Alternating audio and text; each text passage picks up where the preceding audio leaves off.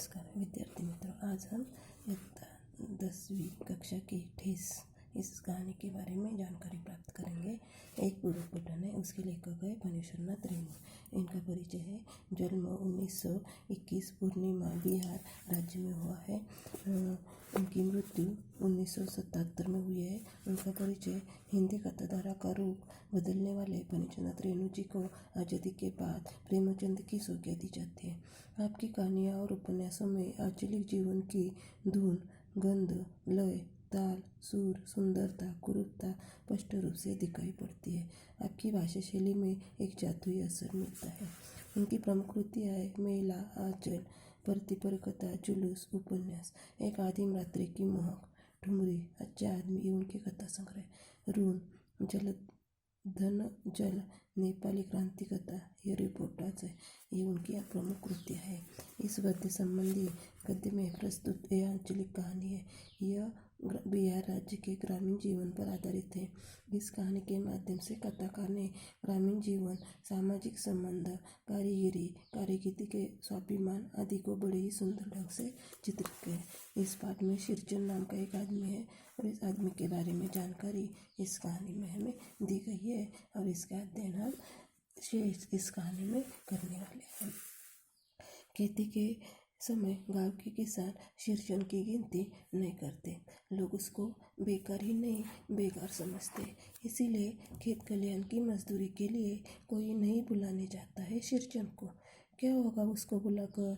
दूसरे मजदूर खेत पहुंचकर 1/3 काम कर चुकेंगे तब कहीं शीर्चन राय हाथ में खुरपी बुलाता हुआ दिखाई पड़ेगा। पगडंडी पर तोल कर पाँव रखता हुआ धीरे धीरे मुफ्त में मजदूरी देनी हो तो उसे और बात है। तो इस पंक्तियों में बेगार शब्द का अर्थ है बिना मजदूरी के जबरदस्ती जो काम करके लिया जाता है उसे बेगार कहा जाता है। तो ये जो शीर्चन है उसे लोग बेकार समझते हैं, यानी उसे कोई भी मजदूरी न देते हुए लोग उससे काम करके लेते हैं।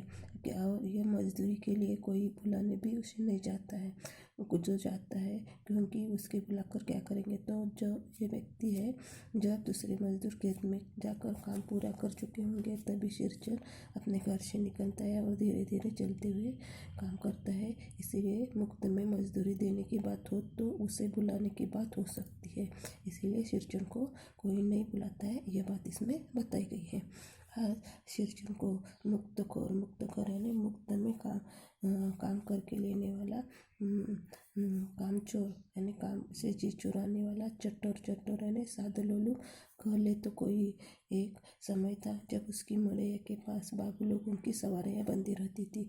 उसे लोग पूछते ही नहीं थे, उसकी खुशामद भी करते थे। अरे शीर्चन भाई, अब तो तुम्हारे हाथ में यह कारीगरी रह गई है। सारे इलाके में एक दिन समय निकल कर चलो, बड़े भैया की चिट्ठी आई है शहर से। शीर्चन से एक जोड़ा चीक बनाकर भेज दो। तो इस तरह शीर्चन को मुक्तखोर, कामचोर और चटोर की उपाधि दी गई है। और ये कहने के बाद भी एक समय था जब मड़ैया ने झोपड़ी, मड़ैया शब्द का अर्थ है झोपड़ी के पास बड़े बाबू यानी बड़े बड़े लोग गाँव की सवारियाँ बंधे रहते हैं, उसकी झोपड़ी के पास आते थे क्योंकि उसे पूछने ही नहीं थे तो उसकी खुशामद यानी खुशी उससे कुछ भी दे सकते थे।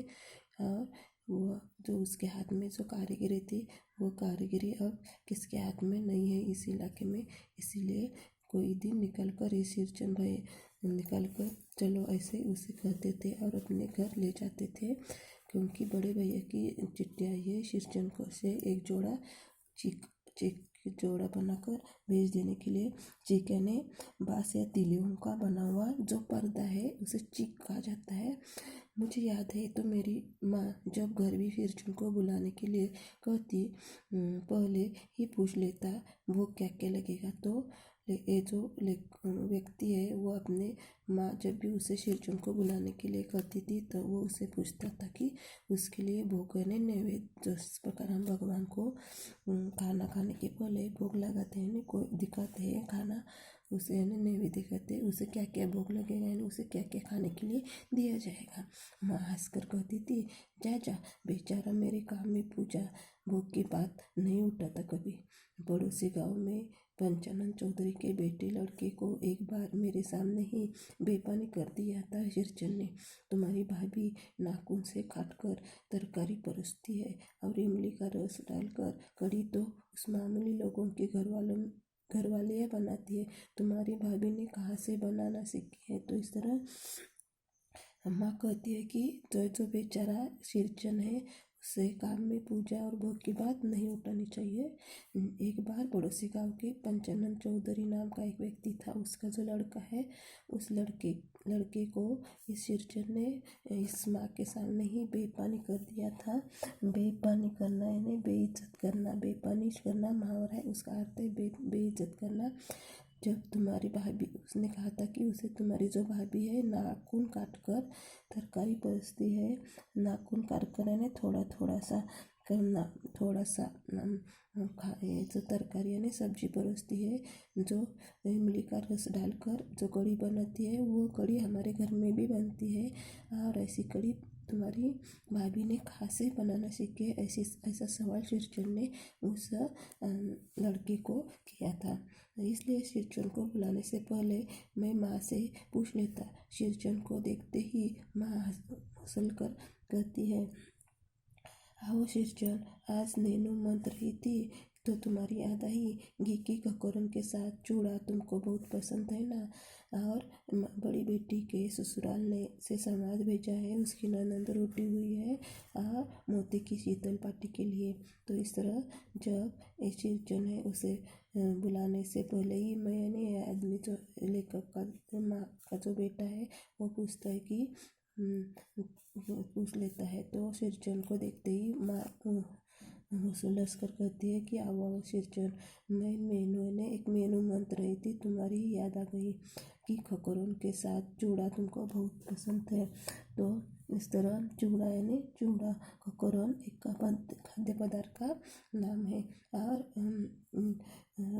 जो बड़ी बेटी है उसके ससुराल से संवाद ने संदेश भेजा दिया गया है कि उसकी ननंद ने उसके पति की बहन जो है वो रूठी हुई है और उसके लिए मोती एक वनस्पति का नाम है। और मोती का घास यानी नागरमोथा एक घास है जो जिससे औषधि बनाई जाती है। ऐसा मोती घास होता है और इस मोती घास से बनाई गई शीतल पाटी यानी चटई के लिए वह रूठी गई है। शिरचन अपनी पनियाई जीभ को संभाल कर हंसता हुआ, घी की सौंधी सुनकर ही आ रहा हूँ काकी, नहीं तो इस शादी ब्याह के मौसम में दम मारने के लिए छुट्टी कहाँ मिलती है। तो शिरचन कहता है कि मैं घी की सौंधी सुगंध सुनकर आ रहा हूँ।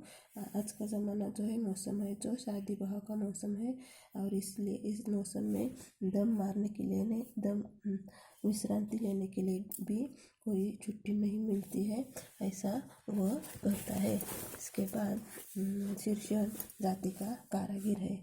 मैंने घंटों बैठकर उसके काम करने का ढंग देखा है। एक मोती के पट्ठेर को हाथ में लेकर बड़े जतन से उसकी कुची बनाता है। फिर कुंचियों को रंगने से लेकर सुतली सुलझाने में पूरा दिन समाप्त। काम करते समय तन्मयता में जरा भी बाधा नहीं पड़ती है। गिवन सांप की तरह फुफकार उठता है, फिर किसी दूसरे से करवा लीजिए काम। शिरचन मुँह जोर है, काम चोर नहीं। तो जो शिरचन जो व्यक्ति है वह जाति का कारागिर यानी कामगार है। वह घंटों बैठकर काम करता है, उसका काम करने का ढंग अलग तरीका का है। एक मोती एक घास का नाम है। पठेर पात यानी तालाब के किनारे उगने वाला ये भी एक पौधा है और इस पौधे से पत्तों से चटाई बनाई जाती है। और इस तरह मोती और पटेर ये जो वृक्ष है उस पत्तों से निकली हुई तीलियों को हाथ में लेकर बड़े जतन से वो कुची बनाता है। कुची ने धार्मिक कार्यों के लिए एक प्रकार का जो घास होता है उससे वो कुची बनाता है। इस कुचियों को रंगने के लिए सुतली सुलझाने में पूरा दिन समाप्त होता है। उसके बाद उसके काम में तन्मयता ने लगन होती है। जरा भी बाधा पड़ी तो वो गेहूं सांप की तरफ उपकार होता है ने जिससे गुस्सा आ जाता है। जिस तरह सांप को गुस्सा आता है उसी तरह वो से गुस्सा आने के बाद वो फुफकार उठता है और किसी दूसरे से काम कर लीजिए ऐसा कहकर वो निकल जाता है। ऐसा यह मुंहजोर है। और कामचोर मुंहजोर यानी मुंहपट है। मुंह के सामने हमारे सामने ही वो बोल जाता है, कामचोर नहीं है ऐसा माँ कहती है। बिना मजदूरी पेट भर भात पर काम करने वाला कारागिर दूध में कोई मिठाई न मिले तो भी कोई बात नहीं, किंतु बाद में जरा भी झाला वो नहीं बर्दाश्त कर सकता है। नहीं उसे खाने को अच्छा नहीं दिया तो भी चलता है, मिठाई नहीं दी तो चलता है, दूध नहीं दिली उसकी बात नहीं है, लेकिन बात करने में जरा भी झाला यानी तीखापन वह बर्दाश्त यानी सहन नहीं करता है। शेरचंद को लोग चटोर भी समझते। चटोर यानी साधु लोग। तली पकाई हुई तरकारी, दही की कड़ी, मलाई वाला दूध, सब प्रकार इन सब का प्रबंध पहले से कर लो, तब शेरचंद को बुलाओ। दम हिलाता हुआ हाजिर हो जाएगा। खाने पीने में कोई चिकनाई की कमी हुई कि काम की सारी चिकनाई खत्म। काम अधूरा रख कर उठ खड़ा होगा। आज तो अब अर्धकपाली दर्द से माथा ठनठना रहा है, थोड़ा सा रह गया है, किसी दिन आकर पूरा कर दूंगा, किसी दिन आने माने कभी नहीं। तो इस तरह शेरचंद को लोग चटोरे ने साधु समझते हैं। उसे तली हुई बघारी लगती है, तरकारी लगती है, दही कड़ी मलाई वाला दूध, इस सब का प्रबंध यानी व्यवस्था करने के बाद ही हम शेरचंद को बुलाओ, यह दुम हिलाता हुआ आ जाएगा। इस प्रकार खाने पीने में कोई चिकनाई की कमी हो गई तो उसके काम में जो चिकनाई है वो भी खत्म हो जाती है और वह अधूरा काम रख कर खड़ा होता है। और अर्धकपाली यानी आधा सिर में दर्द होता है उसे अर्धकपाली कहता है। वह माथा ठनठना रहा है ऐसा कहकर निकल जाता है और रह गया है कल आकर पूरा करूँगा ऐसा कहेगा तो फिर कभी नहीं आएगा। मोती घास और पटरे की रंगीन शीतल पाटी, बांस की तीली की झिलमिलाती चिंक, सतरंगे डोर के मोड़े, भूसी चुन्नी रखने के लिए मूंज की रस्सी से बड़े बड़े जाले, हलवाइयों के लिए ताल से सूखे पत्तों की छतरी, टोपी तथा इसी तरह के बहुत से काम है जिन्हें शेरचंद के सिवा गांव में और कोई नहीं जानता। यह दूसरी बात है कि अब गांव में ऐसे कामों को बेकाम का काम समझते हैं लोग। बेकाम का काम जिसकी मजदूरी में अनाज या पैसे देने की कोई ज़रूरत नहीं, पेट भर खिला दो, काम पूरा होने पर एक दूसरा पुराना दुराना कपड़ा देकर विदा करो, वह कुछ नहीं बोलेगा। तो इस तरह मोती घास और पटेर की रंगीन शीतल पाटी ने चटाई, बांस की तीलियों की झलझलाती चिंके ने पर्दा और इस प्रकार उसके लिए वो सतरंगे ने 7 रंग वाले डोर के मोड़े सुझाता है। उसी तरह चूना भूसी ने जानवरों को खाने के लिए चूना भूसी रखने के लिए मूंछ की बनी हुई रस्सी का बड़े बड़े जाले होते हैं। जिस प्रकार मछली पकड़ने के लिए जाला होता है उसी प्रकार का ये जाला होता है। और उसी तरह हलवाओं के लिए ताल के सूखे पत्तों से बनाई हुई छतरी या टोपी, इसी तरह के बहुत से काम शेरचंद के सिवा गांव में कोई भी नहीं करता है और इसीलिए गांव के सब लोग उसे काम को बेकाम यानी अनुपयोगी या बेकार काम समझते हैं। और ये बेकाम जो है जिस काम की जिसकी मजदूरी में उसे अनाज या पैसे देने की कोई ज़रूरत नहीं होती है, क्योंकि उसे जब पेट भर हम खाना खिलाते हैं तो वह काम पूरा कर देता है। उसके बाद हम उसे एक आधा पुराना कपड़ा देकर उसे विदा कर सकते हैं। वो कुछ भी नहीं बोलता है, ऐसा ये शेरचंद का काम है। कुछ भी नहीं बोलेगा ऐसी बात नहीं। शेरचंद को बुलाने वाले जानते हैं कि शेरचंद बात करने में भी कारागर है। महाजन टोले के भज्जू महाजन के बेटी की शेरचंद की बात सुनकर तिलमिला उठी थी। ठहरो, मैं माँ से जाकर कहती हूँ इतनी बड़ी बात। तो इस तरह ये जो शिरचन है वो शिरचन किसी के भी बुलाने के पर नहीं आता है। बात करने में भी वो कारगर है, यानी होशियार है। एक महाजन टोले नाम के बच्चू की बेटी है। उस बेटी की शिरचन की बात सुनकर तिलमिला उठती है। क्रोधित, तिलमिला उठना क्रोधित होता है, और कहती है कि माँ से जाकर कहती वो इतनी बड़ी बात। बड़ों की बात है बेटियाँ, बड़े लोग की बस बात ही बड़ी होती है, नहीं तो 2-3 पटेर की पार्टियों का कम सिर्फ खेसरी का सत्तू खिलाकर कोई करवाए भला। ये तुम्हारी माँ ही कर सकती है बबूनी, शिष्यन ने मुस्कुराकर जवाब दिया। केसरी का सत्तू यानी केसरी का सत्तू का मतलब होता है भुनी हुई लतरी दाल का जो आटा होता है, उसे कहा जाता है एक खाने का पदार्थ है। और ऐसा खिलाकर तुम्हारी माँ ये काम उसे कर सकती है। ये बबूनी उसे प्यार से बुलाया गया शब्द है। और यह शिरचंद है, ये जवाब देकर मुस्कुराता है। इस बार सबसे बड़ी छोटी बहन पहली बार ससुराल जा रही थी। मानू के दूल्हे ने पहले ही बड़ी भाभी से लिखकर चेतावनी दी थी। तो इस तरह जो मानू की छोटी बहन है वह ससुराल जाने वाली है, और उसके दूल्हे ने उसके पति ने पहले जो भाभी है उसे लिखकर चेतावनी ने सूचना दे दी थी कि मानू ने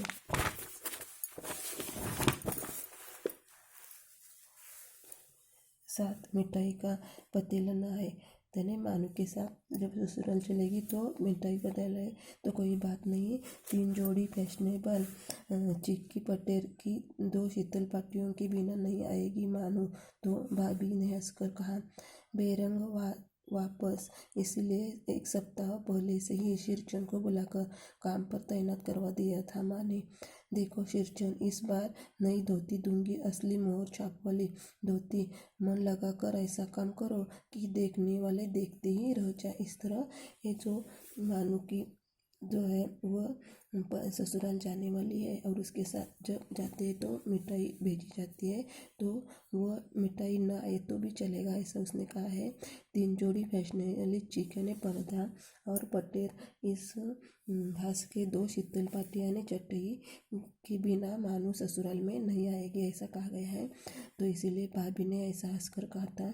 बेरंगवास ने बिना टिका हुआ रंग का बास।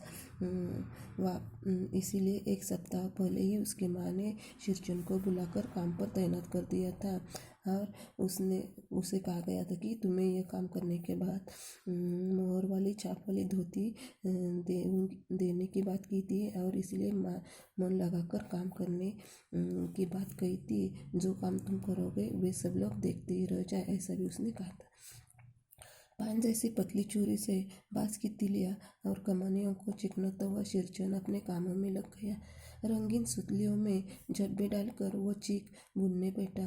1.5 हाथ की बिनाई देखकर वह लोग समझ गए कि इस बार एक नए फैशन की चीज़ बन रही है, तो वह काम करने लगा है। उसका काम देखकर लोगों को लगा है कि अब यह कोई नई फैशन की बात बना रहा है। मतलब अभी इसे भी नहीं रह गया। पर्दे की आड़ से बोली, पहले ऐसा जानती कि मोहर छाप वाली धोती देने से अच्छी चीज़ बनती है तो भैया को तो खबर भेज देती। तो ये मजली भाभी जो है मानू की, वो पर्दे के पीछे से कहती है कि मुझे मालूम होता कि मोहर की छाप वाली धोती देने से ऐसी चीज़ बनती है, तो मैं मेरे भैया को भी खबर भेज देती।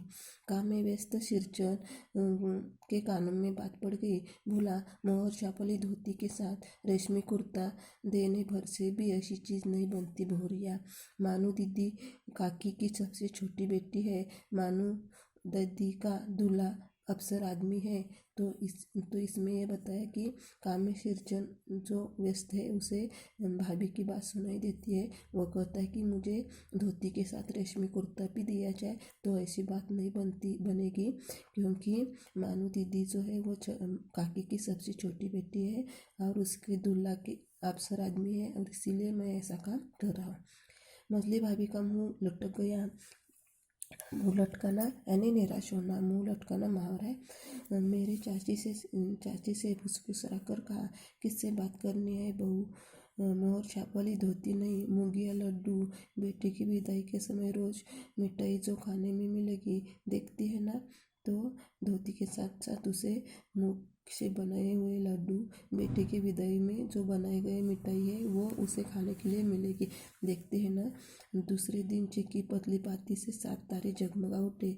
7 रंग, 7 भैया तारा। अपने काम में मगन शेरचंद को खाने पीने की सुध नहीं रहती। चिक में सुतली के फंदे डालकर उसने पास पड़े हुए सूप पर निगाह डाली। चूड़ा और गुड़ का एक सूखा ढेला। मैंने लक्ष्य किया। शेरचंद की नाक के पास 2 रेखाएं उभर आई। मैं दौड़कर माँ के पास गया। माँ, आज शेरचंद को कलेवा किसने दिया है? सिर्फ चूड़ा और गुड़। तो ये जो मानू है वो देखती है कि उससे कलेजा ने नाश्ता जो दिया गया है वो सिर्फ चूड़ा और गुड़ का ठेला यानी गुड़। माँ रसोई घर के अंदर पकवान बनाने में व्यस्त थी। बोली, अरे मछली, शेरचंद को बूंदिया क्यों नहीं देती? तो बूंदिया नहीं खाता काकी। शेरचंद के मुंह में चूड़ा भरा हुआ था। गुड़ का ढेला सूप में एक किनारे पर पड़ा रहता अछूता। तो इस तरह ये बात शेरचंद ने सुना है, इसलिए वह काकी से कहता है कि मैं बूंदिया नहीं खाता हूँ। और सूप में चूड़ा उसके मुंह में भरा हुआ था। गुड़ का ढेला जो है सूप के किनारे पड़ा हुआ था। अछूता ने उससे गुड़ के ढेले को छुआ नहीं था। माँ की बातें सुनते ही मछली भाभी की भौहें तन गई। मुट्ठी भर बूंदिया सूप में फेंक कर चली गई। तो माँ ने बताने के बाद मछली भाभी आई है, मुट्ठी भर बूंदिया लेकर आओ, सूप में फेंक कर चली गई। शेरचंद ने पानी पीकर कहा, मछली बहुरानी, अपने मैके से आई हुई मिठाई भी इसी तरह हाथ खोलकर बांटती है क्या? बस मछली भाभी अपने कमरे में बैठकर रोने लगी। चाची के माँ के पास जाकर कहा। तो इस तरह शेरचंद को उसने बूंदिया ला कर फेंक दी है। इसके बाद शेरचंद उसे कहता है कि तुम्हारे मायके से आया हुआ जो मिठाई है वह भी इस तरह फेंकती क्या? इसका गुस्सा मछली भाभी का होता है और वह रोने लगती है। और चाची ने माँ के पास जाकर कहा, मुँह लगाने से सिर पर चढ़ेगा ही। तो इस तरह इस व्यक्ति के मुँह लगाने से वो किसी के नेहर यानी मायका ससुराल की बात क्यों करेगा वह? मछली भाभी माँ की दुलारी बहू है। माँ तमक कर बाहर आई। शेरचंद, तुम काम करने आए हो, अपना काम करो। बहुओं से बदकुट्टी करने की क्या जरूरत? जिस चीज़ की जरूरत हो मुझसे कहो। तो इस तरह मछली भाभी जो है वह भाभी जो है वह माँ की बहुत दुलारी यानी प्यारी बहू है। और माँ इसलिए तमक कर बाहर आती है और शेरचंद को कहती है, तुम काम करने आए हो, अपना काम करो। बहू से बात कुट्टी मत करो, यानी बात करने की जो कला है, जो क्रिया है वो मत करो। ऐसा वो कहती है, जिस चीज़ की जरूरत होगी मुझसे कहो। शेरचंद का मुँह लाल हो गया। मुँह लाल होना, गुस्सा आना। मुँह लाल होना, बहुत क्रोधित होना या गुस्सा आना। उसने कोई जवाब नहीं दिया। बांस में टंगे हुए अधूरे चिक में फंदे डालने लगा। मानू पान सजाकर बाहर बैठक खाने में भेज रही थी। चुपके से पान का एक बीड़ा शेरचंद को देती हुई इधर उधर देखकर बोली, शेरचंद दादा, काम काज का घर है, 5 तरह के लोग 5 किस्म की बातें करेंगे, तुम किसी की बात पर कान मत दो। तो इस तरह ये मानू दीदी है वह उसे बैठक खाने में पान देती है और किसी के बात मत करने की बात कहकर वो चली जाती है। शेरचंद मुस्कुराकर पान का बीड़ा मुंह में ले लिया। चाची को कमरे में निकल रही थी। शेरचंद को पान खाते देखकर अवाक हो गई। शेरचंद ने कहा, चाची को अपनी ओर अक्सर से अचरज से घूरते देखकर कहा, छोटी चाची, जरा अपनी डिबिया का गमकोवा जर्दा खिला, बहुत दिन हुए। तो ये गमकोवा जर्दा एक सुपारी का नाम है। तो इसके मुंह में बीड़ा है वो देखकर चाची जो है वह अवाक होती है यानी आश्चर्यचकित होती है और आश्चर्य से उसे देखती है, घूरती है नहीं देखती है। तो छोटी चाची ऐसा कहकर यह शेरचंद उसे गमकोवा जर्दा खिलाने की बात करता है। चाची कई कारणों से जली भुनी रहती थी। शेरचंद से गुस्सा उतारने का मौका उसे मिल गया, फिर नहीं मिल सकता था। झनकती हुई बोली, तुम्हारी बड़ी हुई जीभ आगे आग लगे, घर में भी पान और गरम कौवा जर्दा खाते हो? चटुर कही के मेरा कलेजा धड़क उठा। हाँ, हो गया सत्यानाश। तो इस तरह चाची को गुस्सा उतरने का मौका मिला है, इसीलिए वो झनकते हुए बोलते हैं कि तुम्हारे जीभ में आग लगे, घर में कोई पाना और गमको और जर्दा खाते हैं, तुम्हारी जीभ क्या है, चटोर है नहीं, तुम सादलूलूप हो। यह सुनने के बाद जो माँ है उसका कलेजा अड़क उड़ता है और वह कहती है, हो गया सत्यानाश। बस सिरचंद की उंगलियां में सुतली फंदे पड़ गए। मानो कुछ देर तक वो चुपचाप बैठा, पान में मुंह में घुलाता रहा, फिर अचानक उठकर पिछवाड़े में थूक आया। अपनी चूड़ी हंसिया वगैरह समेट संभाल कर खोले में रखे टंगी हुई अधूरी चीख पर एक निगाह डाली और हनहनाता हुआ आंगन से बाहर निकल गया। हनहना यानी बड़बड़ाना। तो इस तरह उसकी चाची की बातें सुनने के बाद उसे गुस्सा आता है, वह अपना काम वही सब अधूरा रखता है और बड़बड़ाता हुआ आंगन से बाहर निकल जाता है। मानो कुछ नहीं बोली, चुपचाप अधूरी चीख देखती रही। 7 तारे मंद पड़ गए। माँ बोली, जाने दे बेटी, जी छोटा मत कर, मानो मेले से खरीद कर बेच दूंगी। तो इस तरह माँ ने अपनी बेटी से समझाया है कि मैं बाजार से लाकर तुम्हें बेच दूंगी। मैं सिरचंद को मनाने गया, देखा कि एक फटी हुई शीतल पाटी पर लेटकर वह कुछ सोच रहा है। मैं देखते ही बोला, बबुआ जी अब नहीं। कान पकड़ाता हूँ, अब नहीं। मोहर चापली देती लेकर क्या करूँगा, कौन पहनेगा। ससुरी खुद मरी, बेटी बेटियों को ले गई अपने साथ। बबुआ जी मेरे घर वाली जिंदा रहती तो मैं ऐसी दुर्दशा भोगता। यह शीतल पाटी उसी की बनाई हुई है, इस शीतल पाटी को छू कर कहता हूँ। तो इस तरह सिरचंद को मनाने के लिए माँ जाती है, तो वह बोलता है कि बबुआ जी नहीं, कान पकड़ता हूँ, अब नहीं आएगा।